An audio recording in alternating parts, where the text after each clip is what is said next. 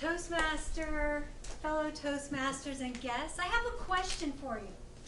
How many of you have ever been stranded in an airport due to travel delays? Yes, almost all of us. Okay, now I'd like to see how many of us enjoyed it. Not very many, right? I'm glad I'm not alone. This past Friday, I was scheduled to fly on an airplane out of Tampa International Airport to fly to Puerto Rico, and my flight was scheduled to depart at 6:30 a.m. To me, that's dark o'clock. 6:30 a.m. At 7 o'clock, about 30 minutes after we were supposed to be leaving, the gate agent got on the intercom system and told a joke. She told us that there was a part missing on our airplane that needed to be replaced. That wasn't the joke. The joke was that part was somehow magically going to move through Orlando rush hour traffic, through Tampa rush hour traffic, and get to our plane so we could depart by 9:30 a.m. I was skeptical. In the end, our flight departed at 4:30 p.m. 4:30 p.m. And normally for me, a 10-hour flight delay, we have a pilot here, a 10-hour flight delay would be something I would consider outrageous. But in this case, it was actually a blessing. I realized God had some lessons that He needed to teach me before I landed at my destination. Many of you in front of you have a little, looks like a little target. And it's a framework for how we learn. And in the center of our learning, of sort of this model of learning, is our comfort zone. When you're in your comfort zone, you don't really learn too much. It's kind of like if you're driving in your neighborhood. You kind of know where you're going, you know. You're not going to learn too much. Then you get to the stretch zone. And that's where most learning happens, in the stretch zone. You're more fluid, you're stepped already out of your comfort zone into your stretch zone. And then in the red section is panic mode. When you're in panic mode, you don't really learn because your mind has already shifted into fight or flight. I'm in trouble, I'm in danger, I'm afraid, I'm anxious.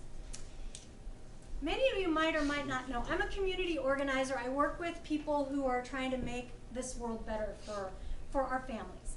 And I was traveling to Puerto Rico to meet with many people who are already leading that kind of work. But every time I travel to Puerto Rico for work, I tend to get very nervous and very anxious. I get nervous because I think the problems in Puerto Rico are so big and I'm so small. I didn't grow up there.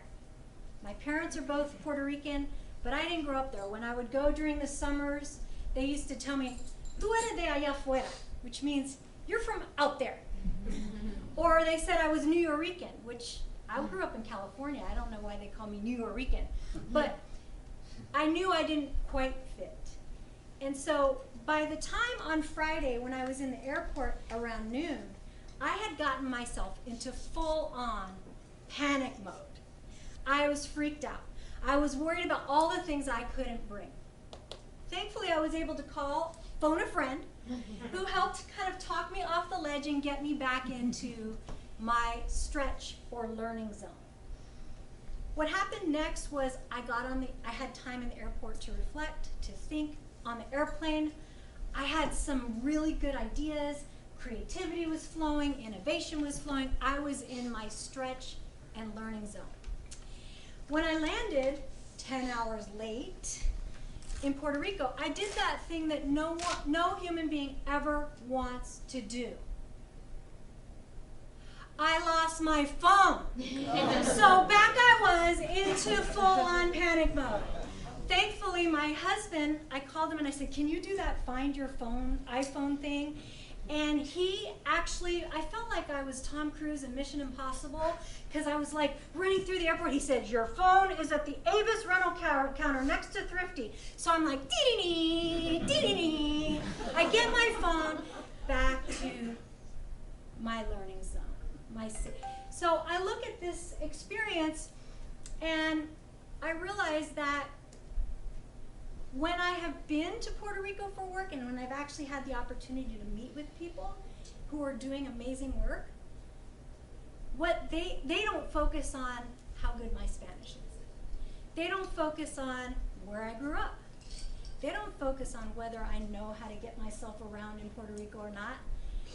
They're focused on what I do bring. They focus on the fact that I come with an open heart, open ears, some experiences to bring, my time, my talent, some resources. And it wasn't until I realized that I was actually ready to get where I was going. So on Friday, God moved me from comfort zone to learning zone to panic mode to learning zone. And through that, it became really clear to me that while I did arrive 10 hours late, in fact, I arrived just in time.